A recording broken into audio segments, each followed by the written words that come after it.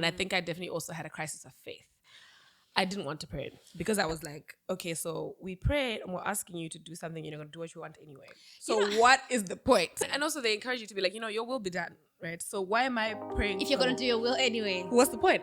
Hi, hello, my name is Nobukumalo and welcome to Seasons, a series where I sit down with some of the creative people that I've had the privilege of rubbing shoulders with, and we just have a chat about the different seasons that we've been through in life, and in the hopes that you will feel seen, that you'll relate, and that you're not alone.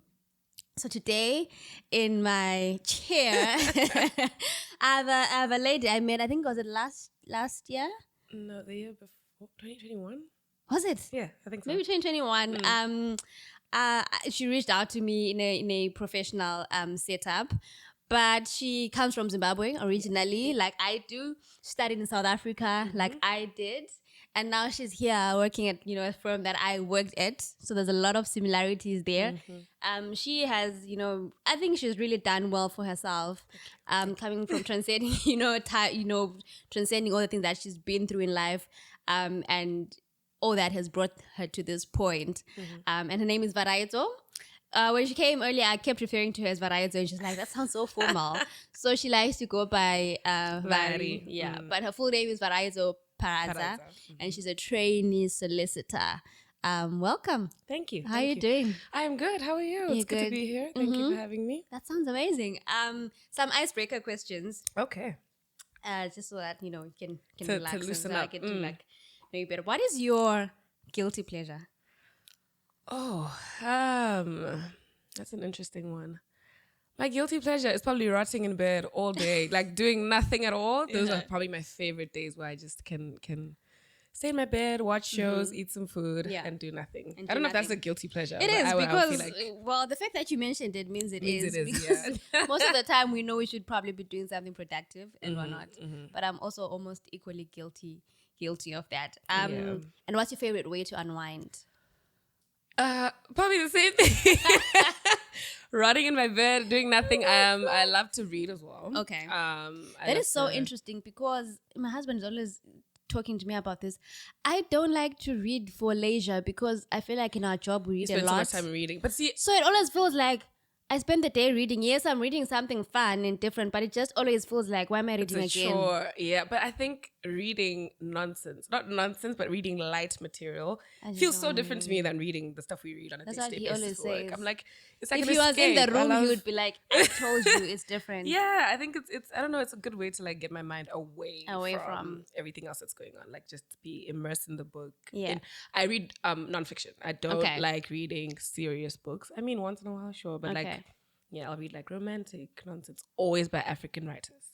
Okay, so tell me, what is your favorite book that you read? Oh, that's difficult. I couldn't pick. But right now... Okay, what are you reading now? Maybe that's a better question. I am reading a book called A Spell of Good Things. Okay. It's by... Her name is... It's like... I'm going to butcher it. I won't say her name. But it's called A Spell of Good Things. And it's really, really good. It's like kind of juxtaposing the life of a young doctor who's doing well for herself, her life, her journey, versus a boy who's in high school, who's from a family that's not doing so well, and the world's kind of collide somehow. So I'm yet to find out what happens next. Yeah. But yeah, it's a good book. Okay, it's a good book. Okay. Well, there you have your three that's your book recommendation. For you readers, not for me. Yeah, not for you. Not for me. For everybody else out there. I have a pile of books that I should probably have read by now, but I'm just like, I can't get myself to read more Maybe than try I already read. audiobooks. Try like listen to them instead. Yeah, I guess. Maybe. Or not. Or not. So maybe let me just watch series. Exactly. That's okay to me, it feels like if I'm going to read fiction or whatever, non-fiction, whatever it's called, it's the same as just watching series. It's just different forms. I read fiction, not non-fiction. Yes, I picked that. Fiction. I picked that up because you were like romance. I was like, who's telling you that real life stories about that? No, I read fiction. Okay, cool. So it's just I met you, like I said, like 2 years ago, and I met this grown-up version of you who's like got her stuff figured out, allegedly together, allegedly. But I'm curious. Tell me about your childhood, where you grew up, what that looked like, and how you got here. Yeah. So I grew up in Harare, Zimbabwe, as we said earlier. So for the most part of my life, it was me and my mom and my brother, because my parents separated when I was kind of young. Yeah. I went to primary school, high school in Harare. My brother went to boarding school. So then for a lot of my life, it was my mom and I, as the two of us. And then my brother on holidays. And that was kind of my upbringing, my childhood. Yeah. And then I moved in 2015 to go to uni. Okay. And that was kind of the first time that I'd been away from home. Yeah. Were you in boarding school? Sorry, no. I was day school. So it was always literally my mom and I at home. Yeah. Just always. I never left home. I'd go tech sleepovers. Maybe that's or camp would probably be like the extent of me leaving home. But then I left in a big way to go to another country to go to uni. Yeah. So, yeah. Okay. And you mentioned that it was you, your mom, and your brother. And I've gathered from a few conversations that you had a special relationship with your brother. Obviously, him being the only sibling. Not that is a determinant, because sometimes when there's no buffer, people can really just go at each other. Along, but what did your relationship, look like? We were close. I mean, as close as you can be to a teenage boy.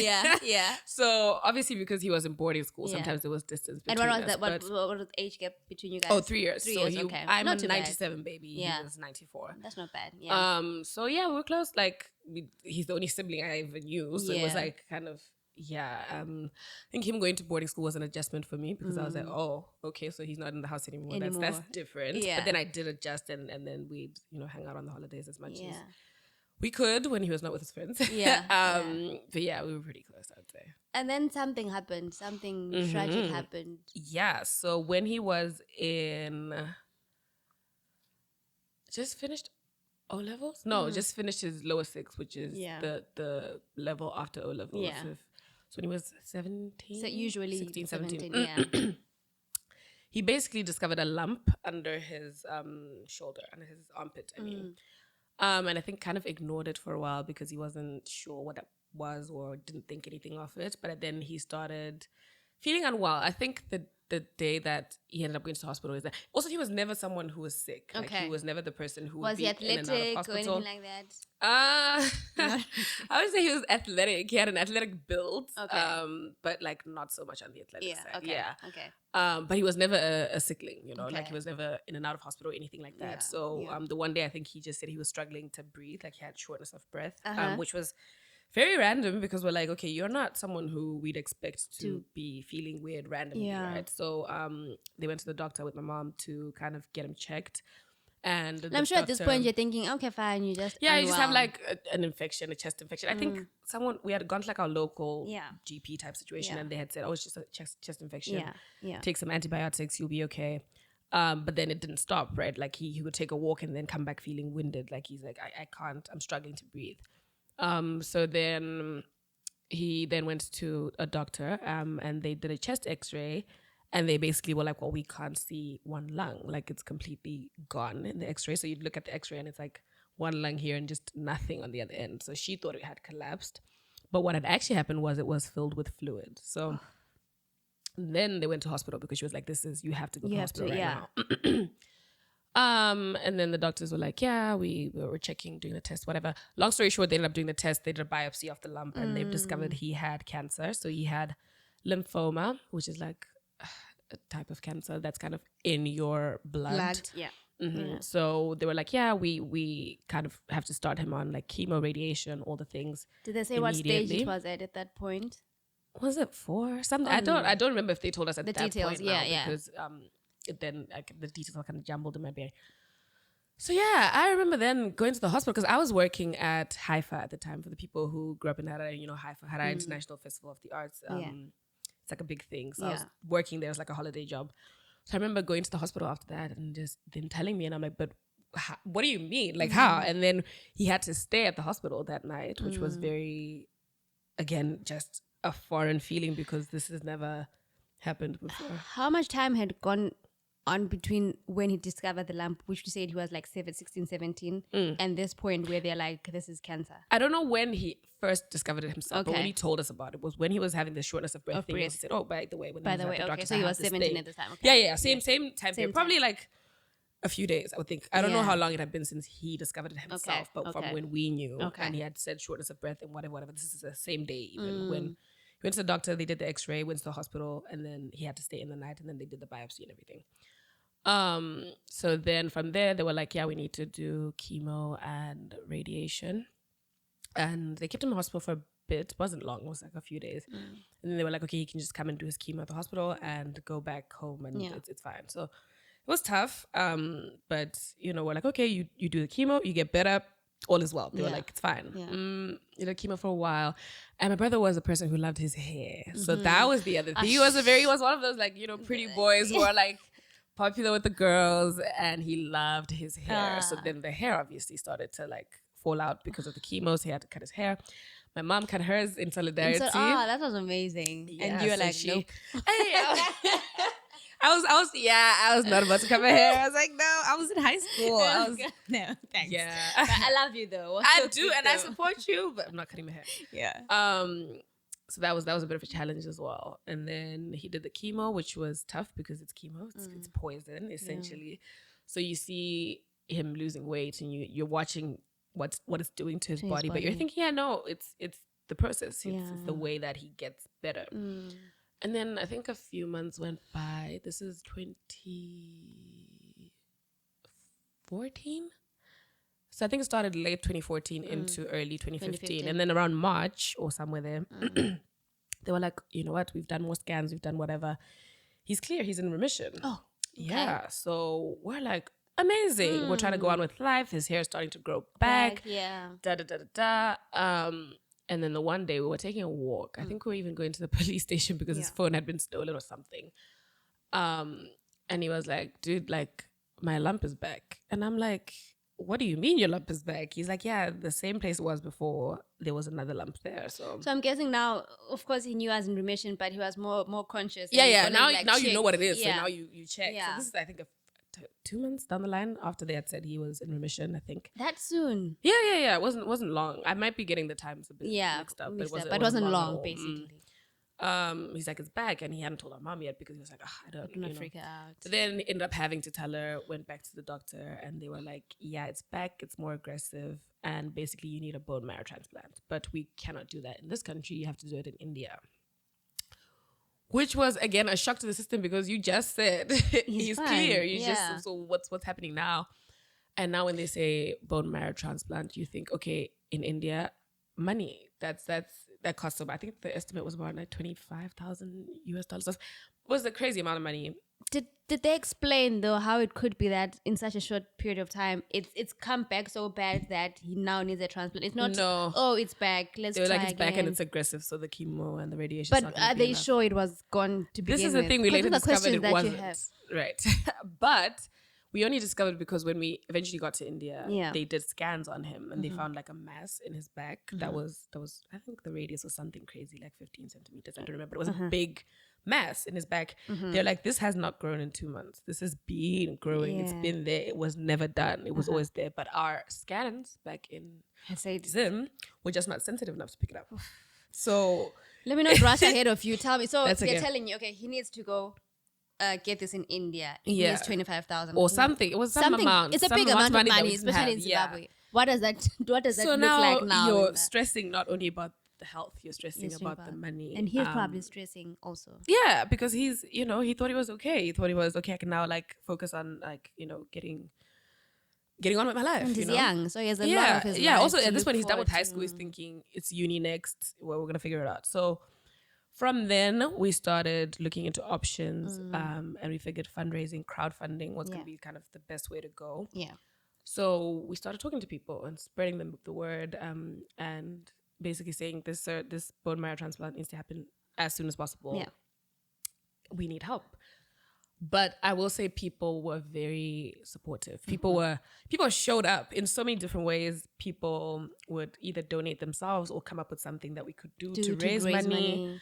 Because I remember I had the idea, or one of my friends had the idea to like have a movie night type of situation, make people pay as a way of fundraising, and we got a sports club into them as one of the venues for Yeah. free. Yeah. And then my friends made like hot chocolate and they bought like projectors. And Wow. it was such a nice thing. And we ended up having so many tech difficulties with the movies that people didn't really watch the movies. So, but they were still just happy to like because come also and they pay. didn't come for let's go for a movie to have Yeah, fun. They came it's like for we're let's helping. go help out. Yeah, people were, the support system was amazing. support systeming. Yeah, that's the meaning of community. When you come Literally. back home, you know, it's a different life that we live in this country. It's really a Where you're different so life where you're so isolated. isolated. Yeah, You could go through stuff and your neighbor wouldn't even know. But you know, like back home, literally, when people say it takes a village, it literally takes a village. There's something happening in your life. Everyone's gonna stand up and get up to the best ability that they have. Some people have even less than you have, yet they're willing to. But they're just like, I have this help. £1, I have this $1, and I hope it makes a difference. Yeah. And then we had a concert. Again, we got a venue for free. We got a bunch of artists who came and performed for free. And people paid to attend, and we raised money. And then my mom's bank at the time also gave us like a big check, like I think it was like 15,000 or something. Wow. It was, so anyway, the money was raised in a short space of time too. I think, I don't remember how long it was, but it was a short space of time. So the money was raised for him and my mom to go. Also, mind you, I'm in my final year of high school, so I'm in school trying to do all the things. And the time came, him and my mom left. They went to India, and I stayed. But I waited until the August holidays to follow because they needed to test my bone marrow to see if it would be a match. Yeah. Okay. So I stayed. I lived with my uncle for a while because I was like, that's by myself. Yeah. But like people from school knew, so people were very supportive. I had a friend who would come and pick me up, like my best friend would come and pick me up for school every day, and just we were, you know. So now they're there, they're in a foreign country. Obviously, you feel the distance. You're like, I don't know what's happening there. I'm not on the ground. And my mom would just be sending updates. I'd be calling them, all of that. It was also tough on her, obviously, because she's by herself now. And now it means if he's in hospital, in intensive care, she's sitting there by herself, like waiting. Yeah.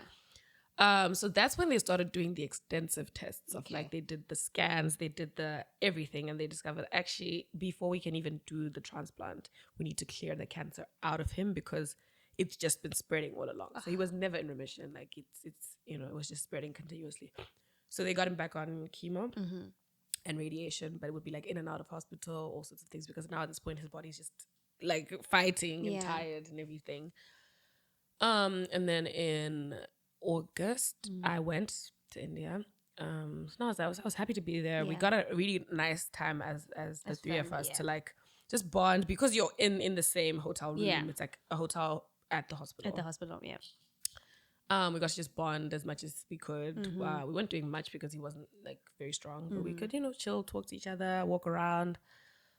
But again, he was going through treatment, so there were some days that were really bad.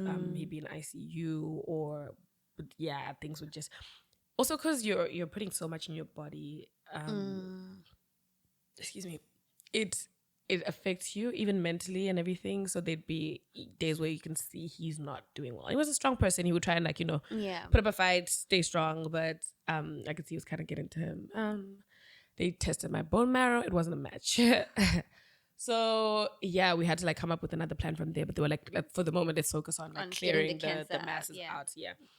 And then I had to leave, come back to school because again, I'm preparing for final exams. I can't stay there forever. And then September, I remember I had spoken to my mom earlier that day, and she had been like, oh, today's a good day. He's sitting up, he's eating. She sent me a picture of him like eating a burger or something. I'm like, okay, cool. And then my mom had gone quiet, but I was like, oh, she's busy. She's doing whatever she's doing. And then in the night, it was nighttime back home. My uncle kind of came and was like, oh, hey, can I talk to you? And I was like, yeah, sure. He's like, have you spoken to mom? I was like, yeah, I spoke to her earlier. So nothing's clicking at this point. There's no alarm bells going off. I'm just thinking, I last spoke to her a while ago. She's probably just busy. And then he sat me down and he's like, yeah, no, Tagu's, my brother's name is Tagu's. He's gone. And I'm like, how? We just said he was sitting up, he was eating. Today was a good day. So what happened? So yeah, I think I did cry, but I was also just not fully processing, I think. Also because I'm not there, I'm not seeing what's happening. And my immediate thought was also my mom. My mom is alone. She's alone by herself now with her. Also, it's always been like, she's always like she knows that my kids are my everything. Like, I don't know what I would be without my kids. So now I'm like, someone go to her. Like, that was my, my worry. But I remember just like being upset and then calling my friends. My friends came over. That was great. And then one thing that did stand out to me was someone I went to school with. We weren't even that close. She called. I think I guess she had found out that like a few hours later. And I was just crying on the phone. And she's like, do you mind if I pray for you? And I was like, you know what? I cannot pray at the moment. You do that. And she did. And this is community again showing up in another way. Like, so when you needed financial support, they came through and said, we're going to come through and band together. And here you are. And this person can identify and can see that you have a flood of emotions. You can't do it yourself. And she says, when you can't carry yourself, I'll carry you. Let me carry you. She did. She prayed for me over the phone. I remember that to this day. So I'm like, we weren't even that close, but she was just, that meant a lot. But yeah, that night I was not alone. My friends came. They stayed with me, and they stayed with me the entire time from then. So now I finally... Did I speak to my mom that night? Yeah, I did, I think. And obviously she was crying and everything. But now I'm like, okay, so to the adults, who's going on? Like, can we figure it out? Eventually, plans were made and everything. People got to her, but it was days later because obviously it's a flight to India. It's not like... It's a process, And now you have to think about repatriation costs. It's just... expensive. Everything is, you're dealing with your grief. You're trying to process the loss, but you also have to face the reality of we need to pay for things to get this person here. Also, the other thing I should mention is he died on my dad's birthday, which was tough. My dad and my mom's sister share a birthday, so it was on their birthday, which is the 27th of September. Yeah, so that was tough, and that was tough for my dad as well. Yeah. And then that also happens to be 5 days before his birthday. So he died like 5 days before his 21st, which was just... 21st is like a monumental birthday. Yeah. And now, because things took time to plan, by the time his actual birthday came along, he was still in the mortuary in India. It was just... So my mom was like, it's his birthday. He's where? Like, he's, so that was tough for her. But she did have some support there, like in terms of friends that she had made around the hospital. But obviously it's like, it's not the same and it's tough no matter what. And it's where she's worrying about me. She wants to come home. She wants to, so many things happening. Eventually, things happened. Plans were made. And they came back and then we had the funeral, I think. Yeah.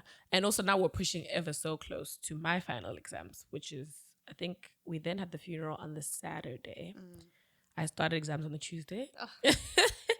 How are you coping during this time? I don't know really. Are you still going to school as normal as you wait? And so I stopped for a bit. I stopped going to school for like maybe a few days, but then they were like, maybe if you go back, it'll be good for you to like just be around people. Yeah, and also that you're not too far behind when you go. But I think I was also coping because I had so much cushioning. I think so many people around me were like, the impact didn't hit me as hard because I was just cushioned. Like, people were immediately surrounding me. People were checking on me. People at school, people would come, even my friends from other schools would come and stay with me and just, and even when we had the funeral, like school sent, like a small bus with people and it was my support system. You never felt alone. I never did. As much as the grief was mine, I was surrounded. And sometimes it was even just like, I could not forget, but I could just focus on, okay, I'm talking to this person about something completely unrelated to what I'm going through right now. And that helps me to get through the day, right?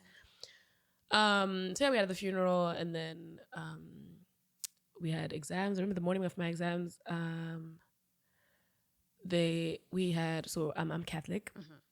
So I went to a priest with like my stationery and everything to get prayed for and everything. And I remember my mom always said she was just like ready for whatever. She's just like, you get through the exams. Like we don't even care at this point. Yeah. Also, in the most humble way possible, I will say I was always a high achieving student. So now people are like, how's this gonna work out? So anyway. But when you were going through that season, did you have some mental fortitude where you're like, you know what, this is tough, but I can do it? Or were you thinking, I don't think so. I think I was just like, I just need to write because I pay the exam fees. I just need to do it. I don't think I was particularly determined or anything at the time. And I think I definitely also had a crisis of faith.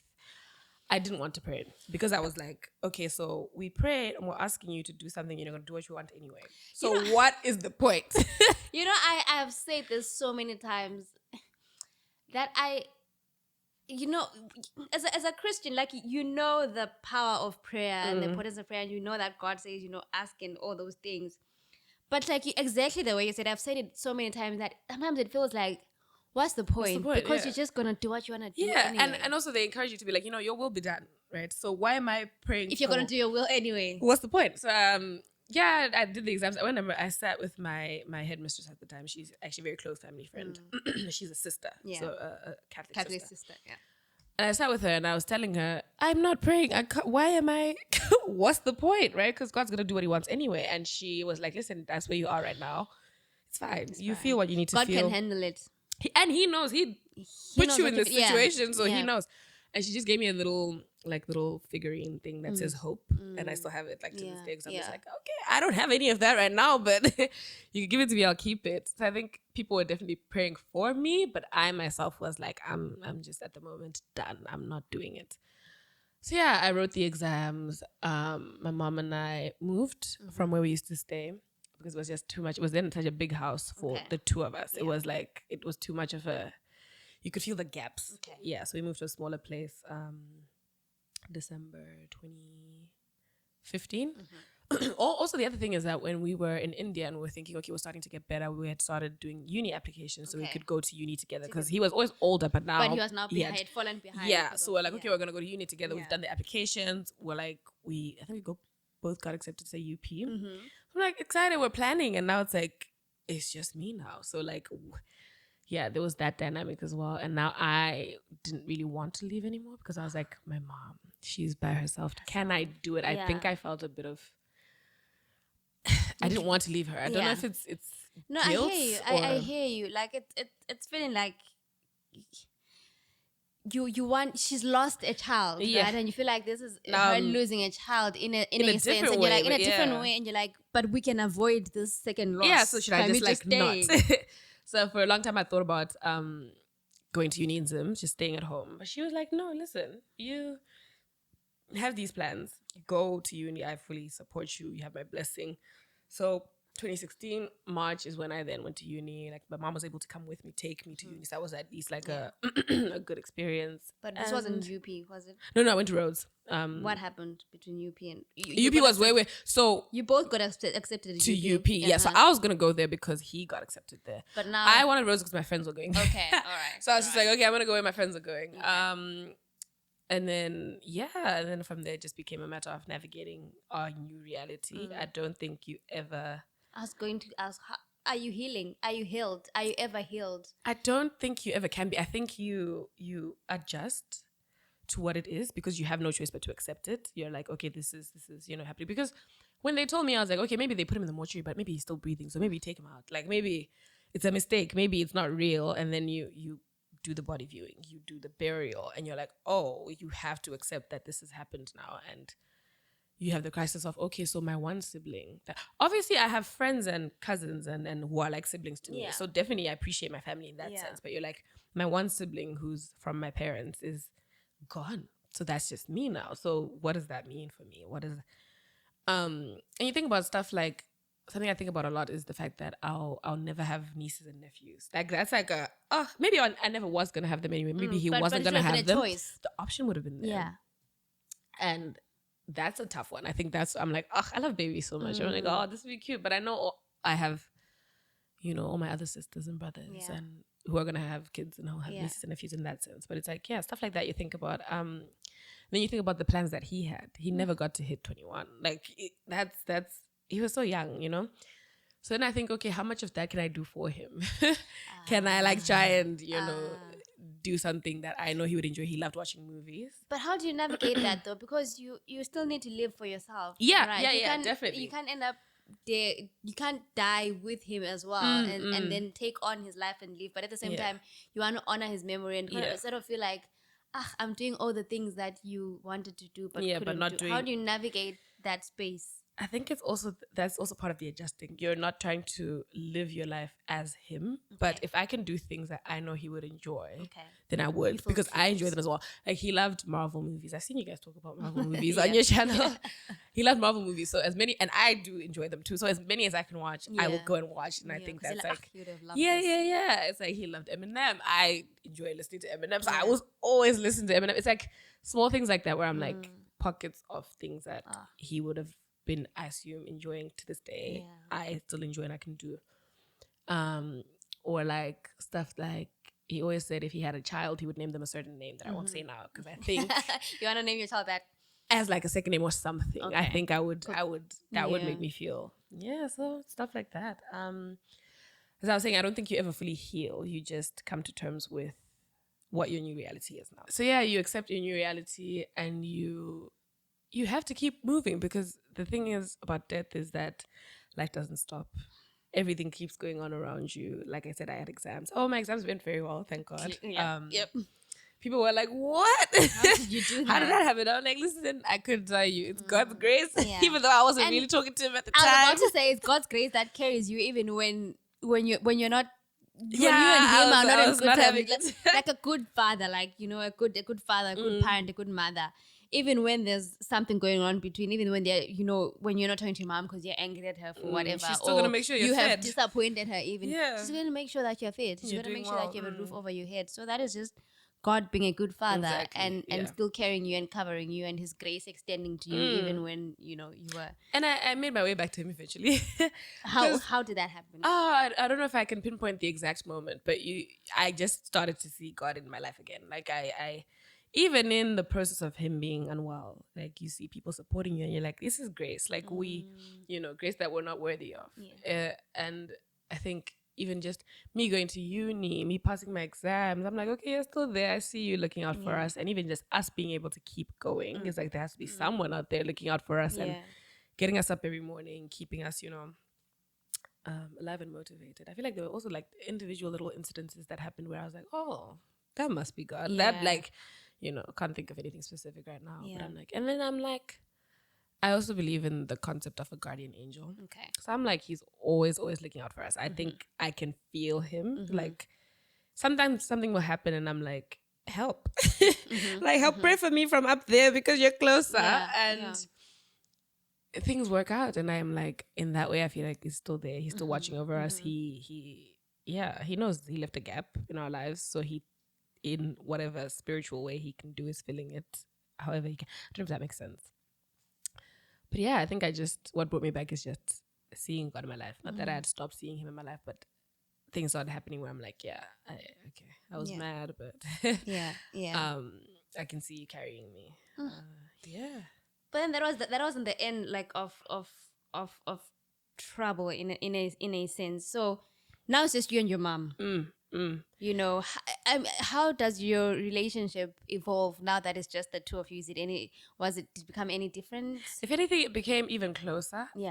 Because, as we said, we had always lived as the two of us because my brother was in boarding school. But then now it's the two of us, and there's no holiday where there's three of us. It's the two of us through Christmas. You have to go through the first Christmas together, the first New Year's together as the two of you, and you're like, this is us now. So we got closer and closer. My mom and I are like the closest. Like, I think it's even not a strange relationship to most people. But when I speak to people who aren't close to their moms, I don't get it. But that's also their reality, and that's fine. But my mom and I speak every single day. Like, every day we're video calling, we're voice noting. Like, I keep her constantly updated on what's happening with me. She keeps me updated on what's happening with her. So I did uni in SA, went back home for a bit, and then I got an opportunity that brought me here to the UK. And that was even further. So that was tough. Also, the first time we had been apart for long, because even though I was in uni in South Africa, I could go home. I was close. COVID happened in my final year of uni, and I couldn't go home for a year. That was crazy. So that was the longest we'd ever gone without, like, seeing each other. Because what didn't happen that when COVID hit, didn't people get sent back home to learn online? They did. So they gave you the option of going home, but I was staying off campus. So I had a flat with my friend. Right. So I wasn't kicked out of Varaidzo or anything. I had moved out. And we figured it makes more sense for me to just stay put and finished school. So that was long. That was a whole year. And I was like, oh my gosh, that's a year without seeing my mom. But we survived it, and then I went home for 8 months before I left to come here, which was great. Yeah. And then I moved even further. So that was another adjustment where like now you have a little bit of a time difference, not that much, but it's something to think about. Also, you're busy. So you can't go home as often. You can't go home. I didn't go home. I came here September 2021. I didn't go home until December last year, 23. Wow. Yeah. But I did manage to have my mom come over. Yeah. So she came last year, April, and she stayed for 6 months. So that was fantastic. That was great. So it's not like I hadn't seen her for that long. So we got even closer than we were before. We were always close. Got even closer. Continue to be close and carry each other through it, I think is. And somewhere along the line, your mom loses her job. Yeah. That's when I'm in final year of uni. So what does life look like now? What does the future look like now? Because it's just you and your mom, right? So yeah, it's just us. And now if we've lost our primary source of income. So I was working in uni. So I was doing I was tutoring. I was doing all sorts of uni jobs. So I could survive. But it's so like you still have your big expenses, like your fees and whatever. Again, community comes to the rescue. Okay. People help where they can. They support you and they do their best. And it also means now, when I'm working, I'm thinking about her. Like, because she's done everything to take care of me my entire life. And I wouldn't be in this position if I wasn't for her. So now, what good reason do I have to not, be pouring into her as much as I can? Did it come easy or naturally for you to be like, oh, okay, fine, life has happened, roles are reversed, she's my mom, pour into her? Or was it hard? Because, we do face a lot of people, there's even this name that has a negative connotation to it, this whole black text thing, right? Where some people feel like, fine, I get it, you did all that for me, but some people even say, I didn't ask to be born, two, you're still the parent, and now I feel like I can't even live my own life because I'm just having to take care of you. So for some people, they do it out of duty because fine, but it's hard, or they don't want to. Yeah, I don't even think I've ever conceptualized it at back text. It's just my mom. It's just it comes naturally to me. Whatever I have, I want to share with her. Like I and she would do the same for me in a heartbeat, and she does. Like, so I've never thought about it in that way. Obviously, it's like sometimes when you think about things happening with your parents and everything, you're like, I wish I had a sibling to also call and be like, okay, how do we how do we deal with this? How do we, what's the way forward? But then you realize, okay, it's just I can't call a sibling. There is no sibling to call. That aspect of things is a bit tough. But yeah, I'm what I'm grateful for is that I've been placed in the position where I am able to do things and to have her come here and to, and I imagine that's kind of made you guys closer as well. 100%, yeah. It's throughout all of this that we've just gotten closer. It's been a constant also. Yeah, like it's my mom. That's like gratitude for being in the position where I'm able to. Because I was thinking, okay, if I had not got the job that I got, if I had to go home after uni, whole different story. I don't know where we'd be, how we'd be, making ends meet, how we'd make things work. So much as I'm like, oh, I'm far and it's cold and whatever, I'm still like so grateful to be in the position where.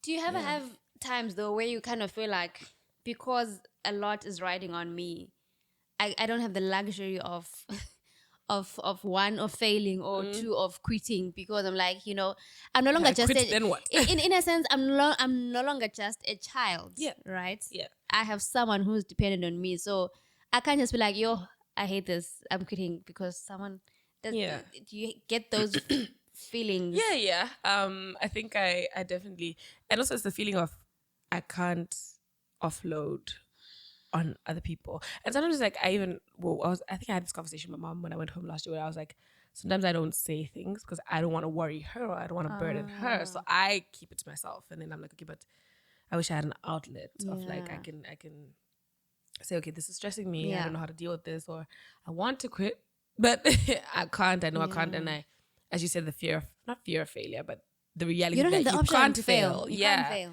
A lot is riding. You have a lot riding on you. Yeah, so it definitely does happen. I did therapy for a bit, worked through that in a sense, but I think it's definitely something I actively have to continue working on. Of also not feeling like I can't share things, I can't tell people things, I can't offload, or feeling like it's all on me. Because that's how you end up not asking for help, and sometimes all you needed to do was ask, and people will like kind of carry you. So yeah.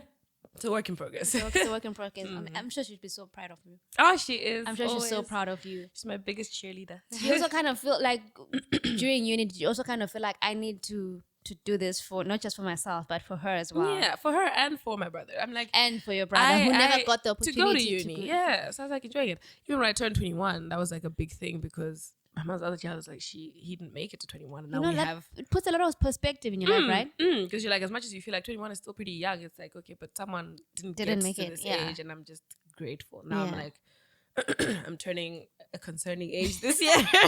No, you're not. Yes, I am. But I'm so grateful. Yeah, you're so grateful because yeah, he didn't get to reach that, and I'm sure even when you're in uni, you're like, this is tough, this is whatever. But he didn't get to be in uni, so it's a blessing. I'm enjoying it. It's a blessing. And when you're at work, you're like, this is boring. I feel like I wish I could quit or whatever. And you're like, he didn't get the chance to, Yeah. But do you then feel like do you have room to complain? Do you feel like you have room to complain? I do, and I do. Okay. And I do complain. Probably more than I should, but I'm trying to. Nowadays, we're trying to like pair it with gratitude. Yeah. I'm complaining about my job so often. Because it's not fun, right? Getting up early in the morning every day when it's cold and it's raining and going to work. Yeah. But then you're like, I'm still grateful to be employed. Because someone out there wants a job really badly and they don't have it. Yeah. I'm still grateful to have friends at work. Someone gets to work and they don't have anyone to talk to. Yeah. Trying to factor in gratitude even when I'm complaining. But yes, I do think I have room to complain. I have friends, I have a partner, I have, lots of people who are willing to listen to me when I need to rant, and I do. You do rant. That's good, because I feel like sometimes we can live in the shadow of, I have so much to be grateful for that other people don't have, such that you feel like you can't complain. Like your feelings are not valid. You get what I'm saying? But they are. Yeah. They really are. And the presence of someone else's pain does not diminish yours. Exactly. That's their experience. The fact that right? your hand is burning and it's painful and it's burning, and the fact that I have a cut, yes, maybe a burn feels more excruciating, but my cut is painful also, I'm in right? pain, yeah. And so it's always, of course, as believers, we can't always be stuck in this, cycle of always complaining. But being a human being, there are times when you're just like, what, I'm just tired. I'm just disgruntled. I'm just, And I think the God who made us knows we're human. So it's like, I'm going to complain sometimes. Yeah. I'm like, it's tough. I'm having a tough day. Yeah. I just want to complain. Yeah. But then I think just reminding yourself at the end of it all to you're blessed. And I'm like, I don't deserve some of the things that have happened to me in my life. The grace that people have shown me, the kindness. But it's happened to me and I'm grateful for it. Grateful for it. Yeah. Amazing. So what do you think these seasons that you've been through, because I'm saying seasons because I believe, yes, you did say that you never really fully healed, but I believe you're in a better place now than you were during that dark season when you were dealing with the grief. What do you think, what have you learned through the seasons? To keep going, to, as much as you can, create a support system that will carry you. I know that's not always an option for everybody, but the people who surround you can really make such a difference. Yeah. Keep your faith if you can, but if you stumble again, if you have the people around you who can be praying for you when you can't pray for yourself, or even just, not even just from a prayer perspective, people who can keep hope alive for you even when you're not seeing it yourself. People who are like, this sucks, this is dark, this is tough, and this is unfair, and why is this happening? But we're gonna keep going because we have to. I think that's another takeaway. And I think ground yourself, keep yourself grounded, remind yourself of the things that matter to you, and keep going back to them. So it's easy to like kind of get lost in everyday life, lost in cycle of complaining, lost in a cycle of, or enjoying it too much and not taking time to pause and be like, oh my gosh, this is amazing. I am living in this country. I have this amazing job that a lot of people want.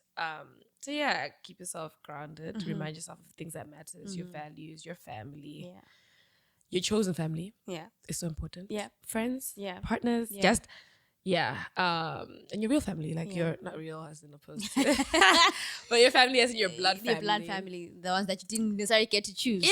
But you know, those mean a lot as well. Because even when you lose someone, you try and make an active effort to keep in touch with the people those who who are are still here. here. Yeah. So I think that's what I would say. Yeah. Amazing. So what does the future look like now? Or rather, before you get there, what do you think this season of your life is called? This current one. Oh, that's interesting. I think this season is about me trusting God and trusting where He has put me, because lots of thoughts about what my life looks like in the next 5 years, in the next 10 years. And I'm like, panic because I don't know, right? And I'm coming up to a big milestone career-wise, which could come with some changes that I don't know. So trusting God, because I'm like, you're the one who brought me here. You know better than me how this ends or how this continues. So maybe trusting God. Growing and learning more about myself, and trying to enjoy it, soak it in, while I can.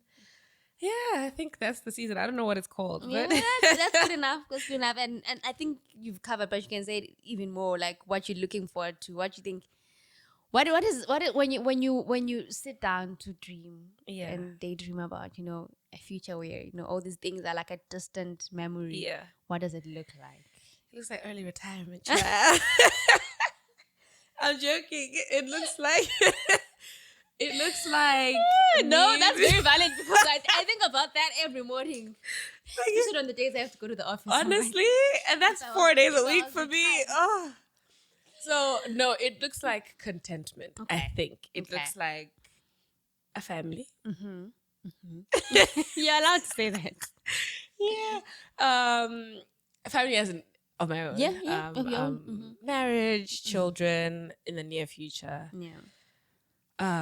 Stability, financial stability, but also stability in all other aspects of my life. Just feeling content and at peace, not having to panic because I bought a burger and now am I bankrupt. That kind of thing. I think that's what I want when I see it. I just want to be able to be at peace and just, not constantly worrying about things. Yeah. Amazing. Oh wow. Thank you so much for coming on and sharing your story. It's really encouraging to see how you've grown and you've navigated it. And also you're not over it, right? No, you're not over continues. the cliff. You're not done with it, but it's a continuous journey, and to see you still hold your head up high, to see you still go on to achieve all the things that you did to dream to achieve, just shows that two things can coexist, right? Pain and struggle and all that, but also joy where it is, success in whatever, and a beautiful life. And I really truly do hope that you get all the things. Thank you. I receive it. that you wish for your life, and I hope that with time, it gets easier to live with the pain, and I also hope that you and your mom just I hope the Lord keeps her around long for you, long, and you also long for her. Yeah, but bigger than anything, just thank you for taking the time. Oh, thank you for having me. You could have been doing other things, but you're here listening to my ramblings, so I really appreciate it. Thank you so much. No worries at all. Thank you. I hope you guys enjoyed this episode. As always, let's engage in the comment section if there's anything that you related to or you want to say. And as always, if you enjoyed it, like, share, subscribe. And I will see you guys next time. Goodbye.